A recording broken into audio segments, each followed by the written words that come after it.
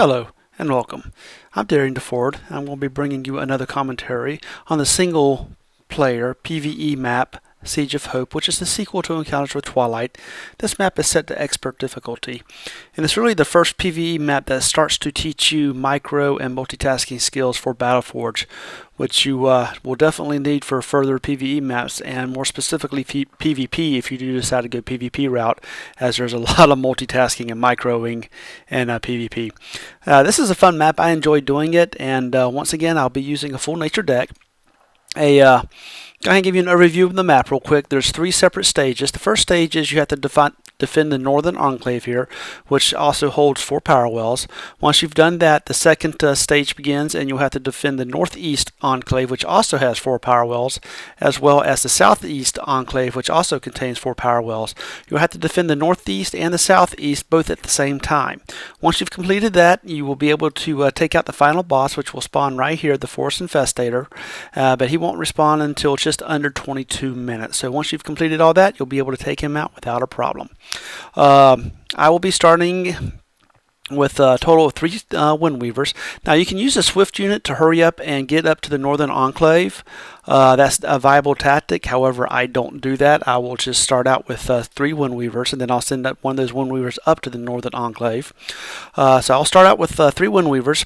You have to take out these 2 minions, the archers, as well as these 2 buildings to claim your 2 power walls. I'll use an Ensnaring Root right at the last second, and then I'll DPS down these 2 units. Once these are down, I'm going to send one of my units up to the northern enclave, while the other 2 will finish off one spawn of archers as well as one spawn of minions, and then come over here and I'll take a power well.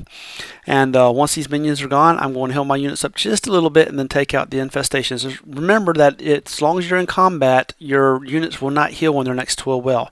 Now I sent 1 unit of Windweavers up to the northern enclave through this back valley right here. As long as you go through the back valley, you will not be harassed. If you try to go through the center, you're going to have to fight these 3 squads of minions. Now you have infestation camps on east and west of the center piece. Don't worry about those. You don't have to do anything with those. It also sends a patrol from one of these 2 buildings, which will follow down and go down to the through the center of the map and right back up into the enclave. I have taken my well up here. I'll be taking all 4 of these wells as quickly as possible. Once you take one well, go ahead and move your Windweavers back. And as you can see, I've now taken out these 2 infestations with my Windweavers. I'm going to meet back in the middle. There's a lot going on in this map, so I'm going to try to keep up as best as I can. If you don't wish to be on the offensive, you can just sit with a Mark of the Keeper as well as 2 primal defenders on each side, some Windweavers and a Shaman, and you can defend this bottleneck right here, as all patrols will be going through this bottleneck. But for me, I'd much rather just take out the infestations. So the key to this is don't worry about any of this mess right here. The patrol from once you go into the second stage, the NPCs will take care of those patrols. I've now summoned in 4 Windweavers and 1 Dryad. I'm going to make my run. I'm going to throw down an Ensnaring Roots on this group of tree fins, minions, and crawlers. I don't want to aggro them. I'm then going to move my army over into this area between the Sky Scorcher and the infestation. I'm going to summon in another set of Windweavers and begin DPSing the towers. Now your archers and your 2 shamans will come over here and try to take you out. The key is making sure you don't pull the shamans as well as the tree fiends. The shamans will aggro onto your Windweavers. Just keep them over here as far as you can, and eventually the second shaman, which wants to play ping pong, will come over and aggro on your Windweavers, and it won't be too much of a hassle. You'll then DPS the rest of the area, and you'll come out here and take the 3rd infestation. Now the key to this 3rd infestation is keeping your army right in this area right in here. You don't want to get too far south, otherwise you'll pull the tree fiend, and you also want to be careful to the north as you have a Twilight creep, which every now and then you can aggro, so just keep your army right in here. I've now begun to take my 2nd unit, or my 2nd orb, as I will need creep and paralysis to control this army right here when I get ready to take them on. And as you can see, my army has no problem whatsoever taking out that infestation.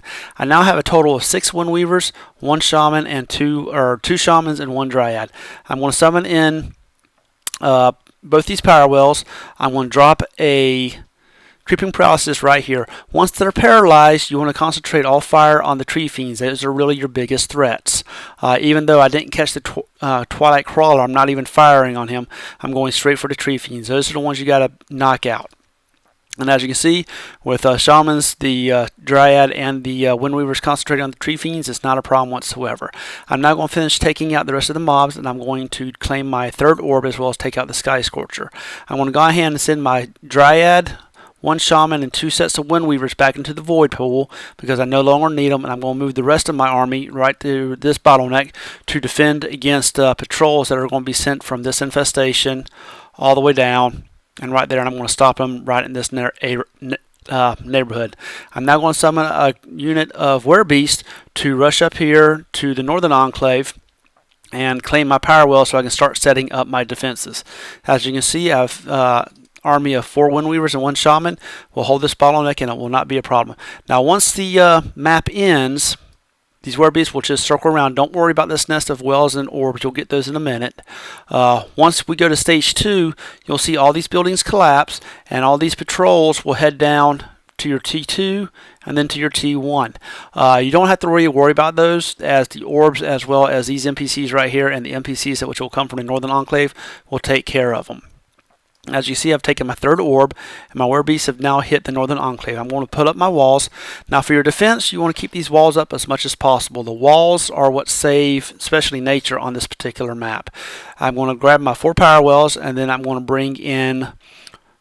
there we go. We just went to the second stage, and as you can see, all the buildings have collapsed, and reinforcements have arrived, and they're going to be taking out a lot of these units. Now, these will make it to your first orb. Don't worry about them. Your orb will be able to handle it. I'm now taking my 4 wells, I'm bringing in a breeding grounds, and I'm going to be bringing in 6 living towers supported by a root nexus and then a Razorleaf. And as you'll see, as usual, the Razorleaf is probably one of the best defensive units in the game next to the Spore Launcher once it has the support of a full network. Now we are now in stage 2. The attacks are already coming before I can even set up my defenses. Now, this first wave can be repelled by the 2 ice towers as well as this phalanx. Usually by the time this first wave gets close to die, you should have all your defenses set up. And as you can see, I bring in a Root Nexus Frost as well as Nature Affinity. And my Razorleaf is now set for defense. Now, the key to this defense is keeping this wall up. I ended up losing the wall towards the end, and I didn't realize it, and I lost the Razorleaf, but I was able to recover. And as you can see, the second patrol ends up having Twilight Hawk. I have at my third orb, I summoned in a second Razorleaf, and he's now going to head to the Southern Enclave.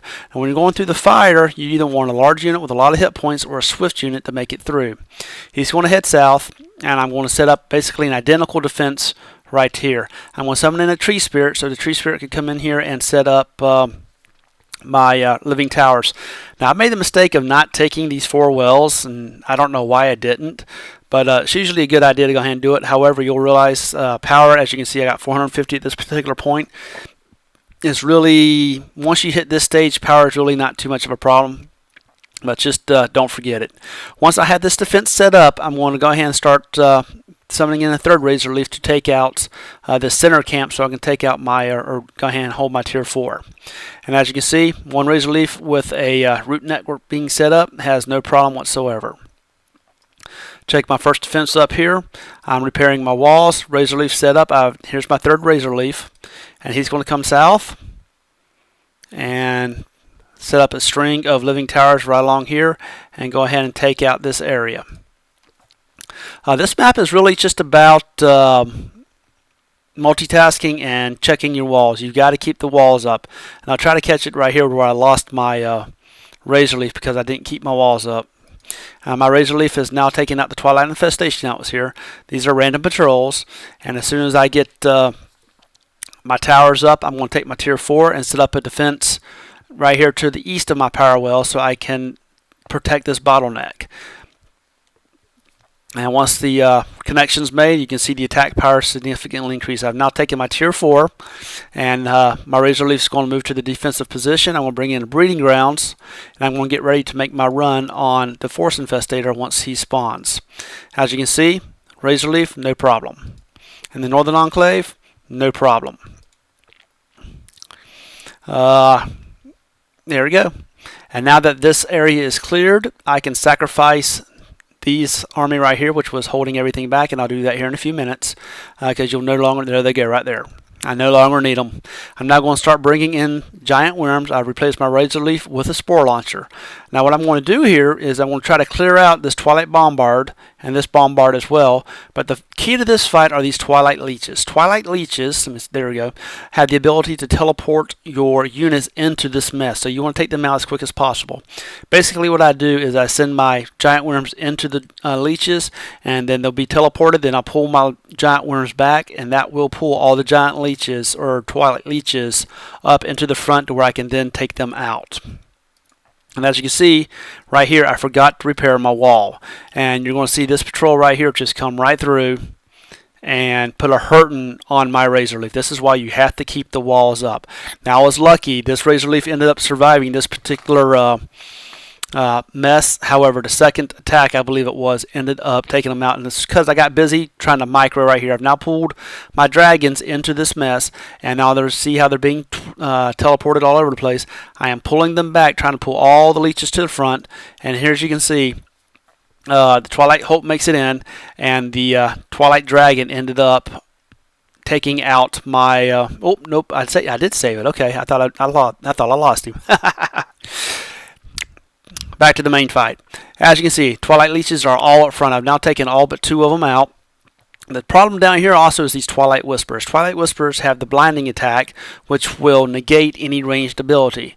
So what I'm going to try to do is, now that I've got all these Twilight Whisperers on top of me, I'm going to pull them back and allow the Spore Launcher to take them out in a couple of shots. And as you see, the Spore Launcher will have no problem whatsoever taking them out. I'm going to pull a few more, and now my dragon or giant worms will be able to DPS them a little bit better. I'm now going to start moving my Spore Launcher down. I'm also going to use once Force Infested, and there he goes. This is the final boss. He finally spawned. I'm now going to use a Forced Vim Shadow Affinity on my Spore Launcher, and that will be able to increase the damage by 50%. As you can see, the units are starting to come. And with the AE effect of the Spore Launcher, it's not going to be a problem. I'm now going to move my Wyrms. I'm going to pull the Twilight Infestator into the Spore Launcher, so the Spore Launcher will be able to take them out while the giant worms provide air cover. Like I said, there's a lot going on in this map. Once you hit the 3rd stage, it's pretty well much tank and spank, as the old saying goes. And as you can see, he has 15,000 hit points. There goes one Spore Launch right here, and boom, there you go, 6,000 points of damage. And then another one. And 3 hits with the Spore Launcher, he basically dies. And the map is over with. Like I said, the key with this map is keeping your walls up for the defense and making sure you have a good solid defense. There's several different ways to do this map for nature. There's really no one set method. You don't have to clear all this map out. So I hope y'all learned something. If there's anything else y'all need, just give me a holler on the forums. And I hope you enjoyed the replay. More will be coming. Thank you and have a good day. Bye.